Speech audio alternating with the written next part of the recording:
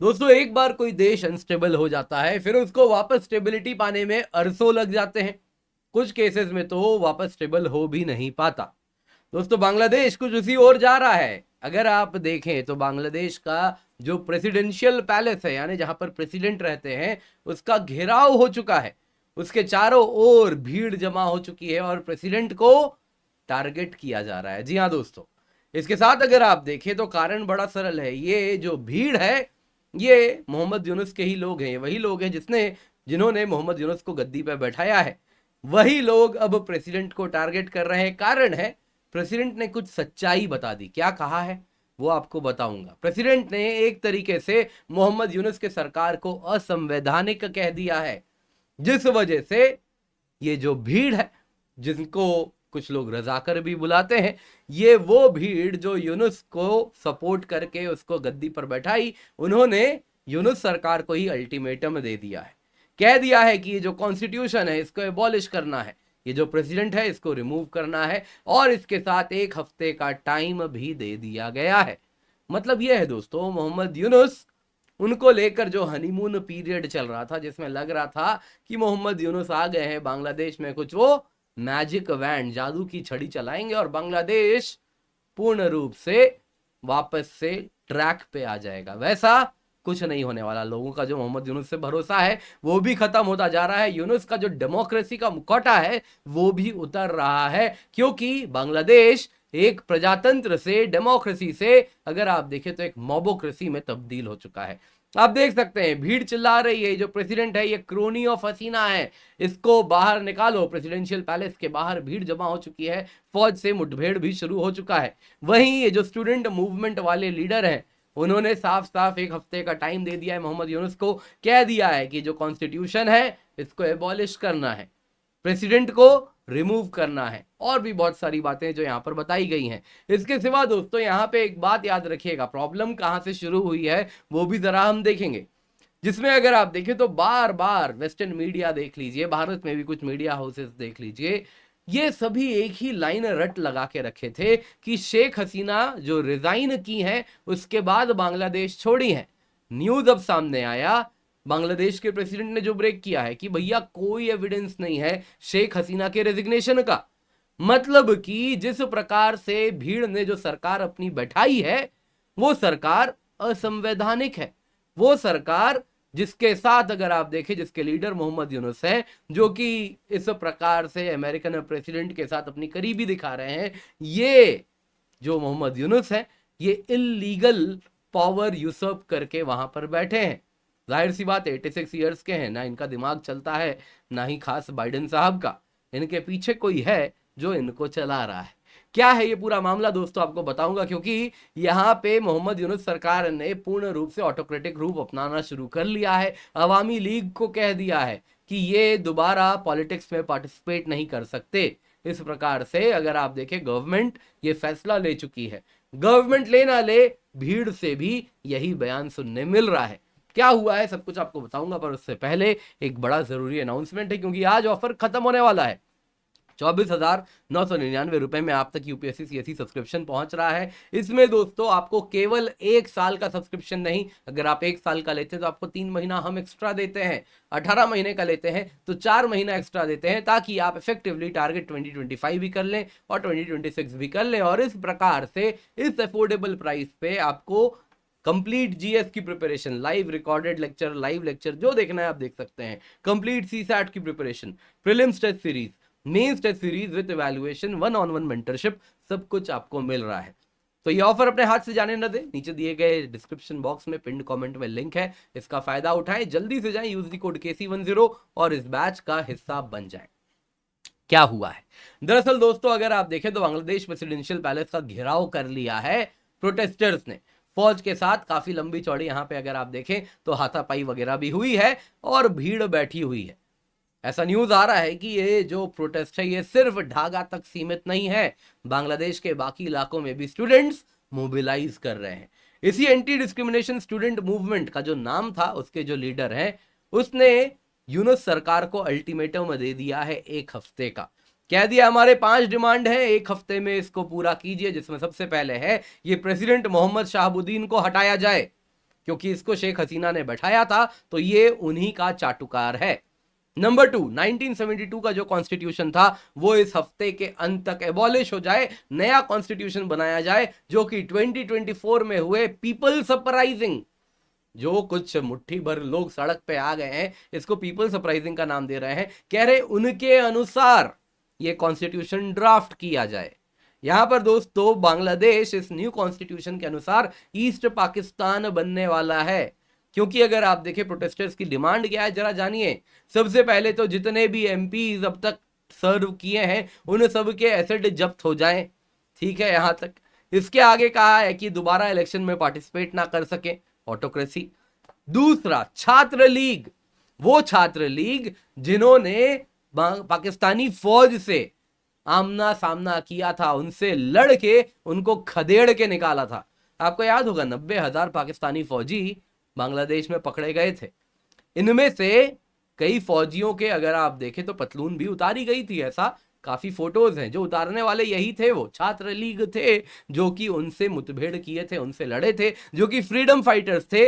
इन student protesters की demand है इस छात्र लीग को टेररिस्ट ऑर्गेनाइजेशन डिक्लेयर किया जाए, परमानेंटली बैन कर दिया जाए, और ये सब इस हफ्ते के अंत तक हो। यानी कि ऑलरेडी देखिए दोस्तों, अब तो तार सबके पास हैं। क्या हुआ है, सारे तार जुड़े हुए हैं। हमको मालूम है किस प्रकार से कतर से फंडिंग हुई थी, जिसको पाकिस्तान और यूएस ने मिलके इन स्टूडेंट्स को एम्पावर किया, ताकि ये इस प्रकार से सो कॉल्ड स्टूडेंट लीडर्स, जो कि एक्चुअली अगर आप देखें तो उसी के जमात के ही लीडर्स हुआ करते थे, उन लीडर को इस प्रकार से उत्साह के इस प्रकार से प्रोटेस्ट करवाया गया था। ये बात अब सबको मालूम है। यानी कि एक बात क्लियर हो चुकी है, ये जो वेस्टर्न एस्टैब्लिशमेंट है जो इन स्टूडेंट्स को पीछे से चला रही है, जो कि खुद मोहम्मद यूनुस ने क्लिंटन फाउंडेशन में कबूला है कि मिलिए ब्रेन्स ऑफ दी प्रोटेस्ट से, तो ये लोग अब कह रहे हैं कि बांग्लादेश को पूर्ण रूप से पाकिस्तान बना दिया जाए, छोटा पाकिस्तान। दोस्तों दरअसल हुआ क्या है, प्रेसिडेंट से इतनी नाराजगी क्यों हो गई अचानक से? कारण बड़ा सरल है। बांग्लादेश के प्रेसिडेंट ने कह दिया कि शेख हसीना ने रिजाइन किया है, इसका कोई डॉक्यूमेंट्री एविडेंस नहीं है। वो देश छोड़ के गई लेकिन उससे पहले रिजाइन की, बोला ऐसा नहीं हुआ है। उन्होंने डिटेल्स दे दिया कि मेरे ऑफिस को कॉल आता है शेख हसीना जैसे ही कि शेख हसीना आने वाली है प्रेसिडेंशियल पैलेस, हमने तैयारी शुरू कर दी।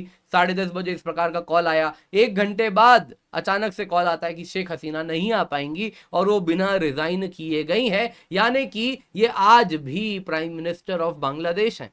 इसका मतलब क्या है दोस्तों, यहां पे अगर आप देखें तो इसके बाद इसका मतलब सरल है कि जो मोहम्मद यूनुस हैं उनकी सरकार इल्लीगल है, क्योंकि ऐसा माना जा रहा था शेख हसीना ने रिजाइन किया है। उस टाइम यही बात अगर आप देखें तो मीडिया में चलाया गया, यहां तक कि ये प्रेसिडेंट ने भी as per current ruling government के जो लॉ एडवाइजर हैं उनका कहना है कि इन्होंने भी कहा था कि शेख हसीना ने रिजाइन किया। अब ये क्यों ऐसा कह रहे हैं? क्योंकि साफ है, कागज नहीं है, डॉक्यूमेंट नहीं है। यहां पे दोस्तों आपको बताना होगा ये रेजिग्नेशन बड़ा इंपॉर्टेंट है। अब तक माना गया था शेख हसीना ने रिजाइन किया है, इसीलिए जो प्रिवेलिंग पार्लियामेंट था, काउंसिल ऑफ मिनिस्टर था, उन सबको डिसॉल्व किया गया था क्योंकि प्राइम मिनिस्टर ने रिजाइन कर दिया है, जिस वजह से इंटरिम गवर्नमेंट मोहम्मद यूनुस की कॉन्स्टिट्यूशनल तरीके से, हालांकि कॉन्स्टिट्यूशन में कुछ इसके लिए मेंशन नहीं है इंटरिम गवर्नमेंट का, लेकिन प्रेसिडेंट ने सुप्रीम कोर्ट ऑफ बांग्लादेश को अंडर आर्टिकल 106 कहा, पूछा कि क्या करें, समस्या ऐसी हो गई है, प्रधानमंत्री नहीं है। आर्टिकल 106 कहता है कि सुप्रीम कोर्ट, प्रेसिडेंट चाहे तो सुप्रीम कोर्ट से सवाल पूछ सकते हैं यदि कोई मैटर है पब्लिक इंपॉर्टेंस का या लॉ का। तो उसके अंतर्गत सुप्रीम कोर्ट ने एडवाइस किया प्रेसिडेंट को कि आप एक इंटरिम गवर्नमेंट बनाइए जिसके अंतर्गत मोहम्मद यूनुस आए।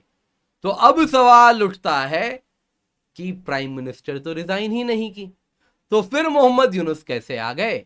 सुप्रीम कोर्ट ने तो इसी इंप्रेशन में ऑर्डर दिया कि प्राइम मिनिस्टर रिजाइन कर चुकी हैं, यानी कि मोहम्मद यूनुस का गद्दी पे आना इल्लीगल है। और यही बात ये लोग समझ रहे हैं, जिस वजह से सड़क पे आ गए हैं। सड़क पे आ गए और क्या डिमांड है?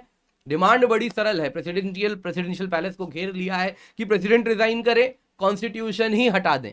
तो कहां से ये सारा मैटर आएगा? तो ये पूरा गेम चलाया जा रहा है। लेकिन इससे एक बात क्लियर हो जा रही है, मोहम्मद यूनुस को लेकर जो वेस्टर्न नैरेटिव चलाया गया कि ये डेमोक्रेसी के मसीहा हैं, ये पूर्ण रूप से झूठ है। यूनुस ने एक पॉपुलरली इलेक्टेड गवर्नमेंट को सड़क पे अपने रजाकरों के माध्यम से, स्ट्रीट प्रोटेस्ट के माध्यम से हटाया है। ये सच्चाई है।